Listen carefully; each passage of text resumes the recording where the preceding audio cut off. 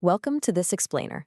Today, we're not looking up at the stars, but rather deep, deep inside ourselves. We're going to dive into this fascinating microscopic universe right inside your digestive tract. It's a bustling ecosystem that, believe it or not, is secretly pulling the strings of your mental health. I mean, if you've ever had a gut feeling about something or felt those nervous butterflies in your stomach, you've already experienced a tiny glimpse of this profound connection we're about to explore. So let's kick things off with a pretty provocative question to test your anatomy knowledge. Think about those happy chemicals for a second, specifically serotonin. You know, that famous neurotransmitter responsible for regulating your mood, your overall feelings of well-being, and even your sleep. If I asked you right now where your body manufactures this absolutely vital chemical, your first instinct would probably be to point straight to your head, right? Well, prepare to have your mind blown because the staggering 90 to 95% of your body's serotonin is manufactured right in your gut, not in your brain. It completely flips our traditional understanding of mental health upside down. The very chemical that makes you feel at peace is actually being synthesized by the cells and microbes living inside your digestive system. All right, section 1, meet your second brain. Let's establish exactly how our digestive system functions by understanding the gut-brain axis. At the core of this whole concept is the gut-brain axis. Think of it as a massive, hyper-complex communication network. Your brain and the estimated 100 trillion microorganisms in your gut are in constant 24/7 physiological communication. They're constantly talking to each other through hormones, through your immune system, and across a major neural superhighway called the vagus nerve, which runs straight from your brainstem all the way down into your abdomen.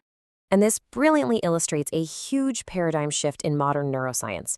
For decades, the traditional view was very top-down, The brain was the absolute commander dictating everything to the body. But the modern reality? It's a two-way street.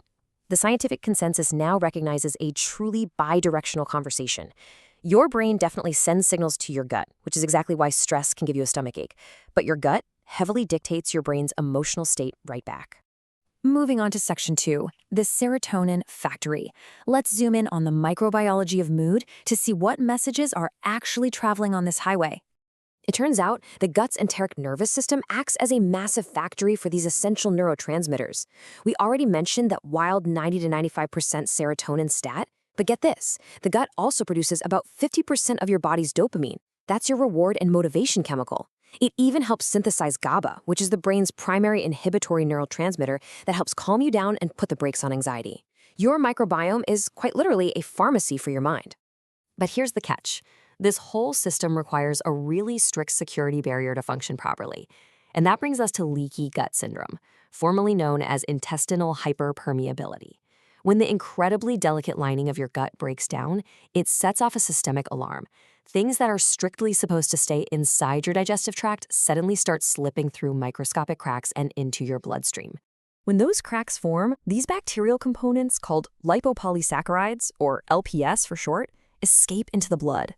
Your immune system immediately flags these as a major threat and unleashes pro-inflammatory cytokines. This inflammation from the escaping bacterial components acts as a direct biological trigger for psychological complaints.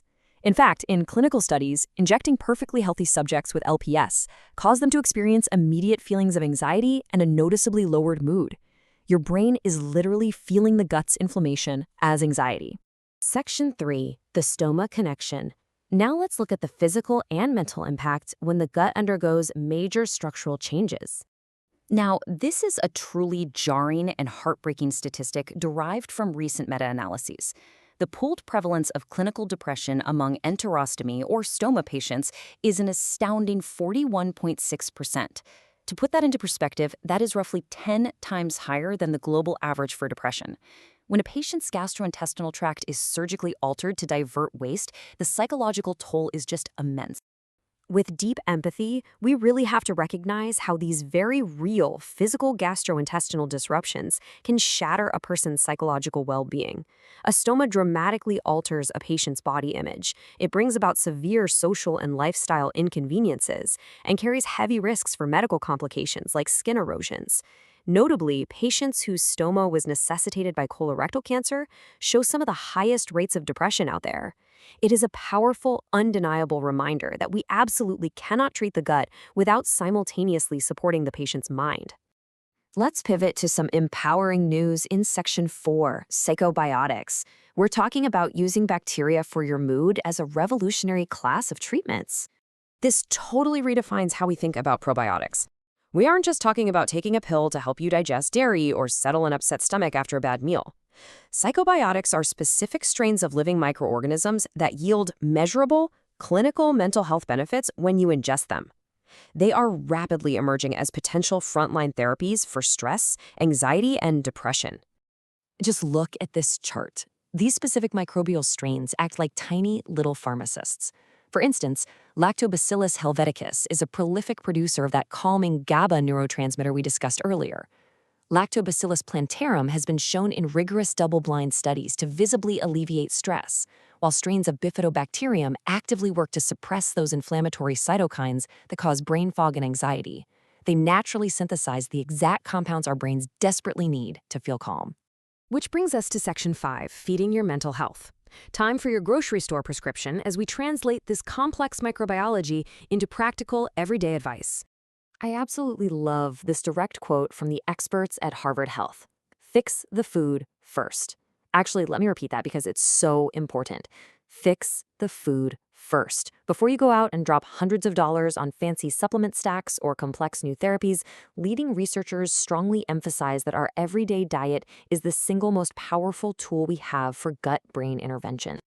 You can start actively repairing your gut lining today in 3 really simple steps. First, you've got to stop the damage by cutting out ultra-processed, high-sugar foods. Those just feed the harmful bacteria and spark inflammation. Second, you introduce dietary fiber. These are your prebiotics, which act as the food for your good bacteria. And finally, you introduce probiotics through fermented foods to actively populate your gut with those helpful psychobiotic strains we just talked about. So what exactly goes in the grocery cart? Stocking up on these specific items provides the essential raw materials your second brain needs to manufacture happiness.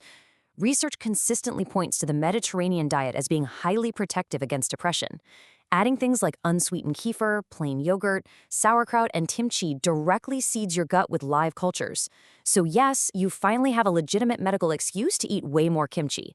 And definitely don't forget omega-3 fatty acids from fish and walnuts. They are absolutely critical for maintaining the integrity of that gut barrier so you don't develop a leaky gut.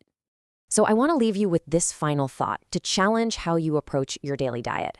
Every single time you eat, you are basically programming your internal pharmacy. You're either feeding the bacteria that drive anxiety and inflammation, or you're nourishing the microbes that produce serotonin and peace. Because as we've seen today, a happier mind truly does begin in the gut. Thanks so much for joining me on this explainer, and I'll catch you next time.